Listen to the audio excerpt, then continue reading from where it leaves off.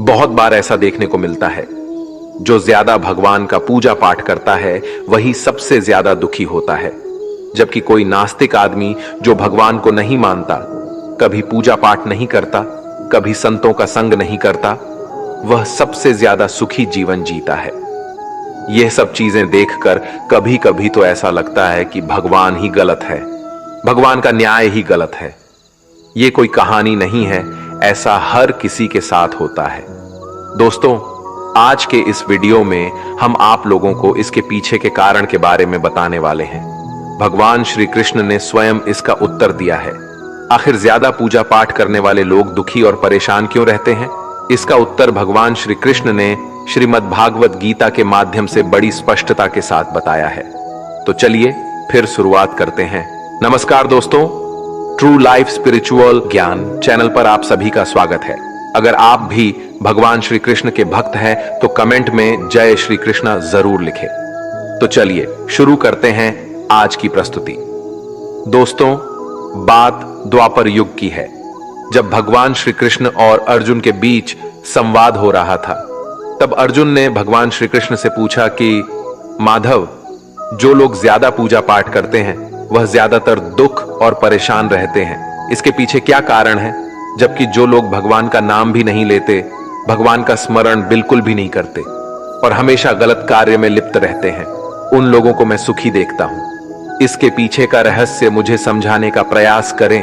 तब भगवान श्री कृष्ण ने एक छोटी सी कहानी के माध्यम से अर्जुन को इसका उत्तर दिया। आइए जानते हैं उस छोटी सी कहानी के बारे में। एक गुरु के दो शिष्य थे, दोनों ही पढ़े लिखे विद्वान थे।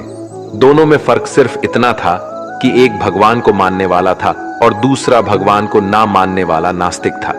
एक ऐसा था जहां पर भगवान की कथा होती थी, जहां सत्संग होता था, जहां भजन होता, वहां दौड़ के चला जाता और भगवान की पूजा पाठ करने लगता। दूसरा शिष्य इन सब चीजों से दूर था। वह शराब पान भी करता था, वेश्याओं के साथ नमन करता था। सारी बुरी आदतें दूसरे शिष्य में थी। एक दिन क्या हुआ, एक शिष्य शराब पीकर अनाब शनाब बोलते हुए रास्ते में पैदल चलते हुए अपने घर को जा रहा था। अचानक उसको रास्ते में पैसों से भरा एक बैग मिल जाता है। उसकी खुशी का ठिकाना नहीं रहता। वह जोर जोर से चिल्लाते हुए सबको बताता है, मुझे आज पैसों से भरी बैग की थैली मिल गई, मेरा जीवन सफल हो गया, इन पैसों से अपने जीवन की आवश्यकताओं की पूर्ति करूंगा। वही दूसरा मित्र मंदिर से भजन करते हुए अपने घर को जा रहा था। अचानक उसकी पैर में एक बड़ी कांटे चुभ जाती है, रक्त निकलने लगता है। ठीक उसी समय दूसरा शिष्य भी वहीं पहुंचता है और हंसते हुए उसको बोलने लगता है, क्यों तुम ही हो ना जो सबसे ज्यादा पूजा पाठ करते हो, भगवान का भी भजन करते हो, क्या दिया तुम्हारे भगवान ने तुम्हें? मुझे देखो, मैं कभी मंदिर नहीं गया और ना ही मैंने कोई भी काम अच्छा किया। मेरे घर में भगवान का मंदिर भी नहीं है। मैंने कभी अपने घर में सत्यनारायण का कथा नहीं कराया, भगवान के सामने कभी माथा नहीं टेका, फिर भी मैं कितना संपन्न हूं, अमीर हूं। मेरे पास पैसों की कोई कमी नहीं है, सबसे ज्यादा सुखी जीवन मैं ही जी रहा हूं। अच्छे शिष्य को उसकी बात चुभने लगी। उसने मन ही मन विचार किया, हाँ, यह तो सच बोल रहा है।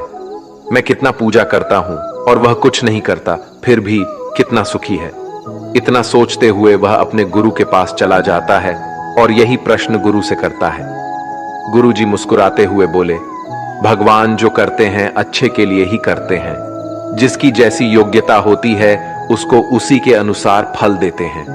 अब तुम्हारे प्रश्नों का उत्तर तुम जानते हो।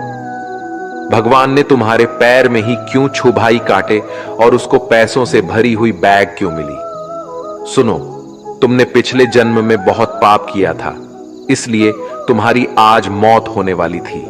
तुम बच गए क्योंकि तुम मंदिर गए थे, तुमने भगवान की पूजा की थी। यही एक कारण है कि तुम्हारी मौत ना होकर सिर्फ एक ही कांट चुभा। अब तुम्हारे मित्र की बात करते हैं।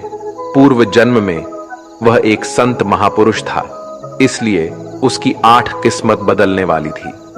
करोड़ों की संपत्ति का मालिक बनने वाला था, मगर इस जन्म में उसने कोई भी अच्छा काम नहीं किया, इसलिए पूर्व जन्म के फल के अनुसार उसको थोड़े पैसे ही मिले। जबकि वो अरबों की संपत्ति का मालिक बनने वाला था। भगवान को दोष देना छोड़ दो, अपने वर्तमान के समय का सदुपयोग करो, भविष्य अपने आप सुधर जाएगा। इस प्रकार उसकी आंखें खुल गईं और वह फिर से अपने पूजा पाठ में लग गया।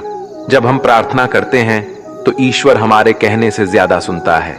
जितना हम पूछते हैं उससे ज्यादा जवाब देता है। जितना हम कल्पना करते हैं उससे ज्यादा अपने समय में और अपने तरीके से देता है। जीवन में वाणी को संयम ही रखना अनिवार्य है, क्योंकि वाणी से दिए हुए घाव कभी भरे नहीं जा सकते। जीवन में कभी मौका मिले तो किसी के लिए सारथी बनना, स्वार्थी नहीं। जैसे पानी को अगर दूध में मिलाया जाए तो वह दूध की तरह हो जाता है। यदि वही पानी अगर कीचड़ में मिलाया जाए तो कीचड़ बन जाएगा। हमेशा वो काम करे जो सही है, वो ना करे जो आसान है। करीबी और गरीबी का सिखाया हुआ सबक इंसान को अंदर से बदलने पर मजबूर कर देता है। जिस तरीके से बात करते हो उस तरीके से सुनना भी पसंद करो। ईश्वर को अपना सबसे करीबी दोस्त बना लो, क्योंकि परमात्मा ही एक ऐसा है जो तब तक साथ देते हैं जब सारी दुनिया हमारा साथ छोड़ देती है। ऐसे लोगों से दोस्ती बनाए रखिए जो आपको बेहतर बनाने के लिए प्रेरित करता हो, जो आपको अपनी जवाबदारी माने और आपका ख्याल रखे, जो आपको अपना समझे और अपना घर जैसा महसूस कराएं, जो आपकी सहायता करे और आपको समझे। अमीरी गरीबी से इसका कोई लेना देना नहीं। रोने वाले महलों में भी रोते हैं और किस्मत में खुशी तो झोपड़ी में भी हंसी गूंजती है। विश्वास में वो शक्ति है जिससे उजड़ी हुई दुनिया में प्रकाश लाया जा सकता है।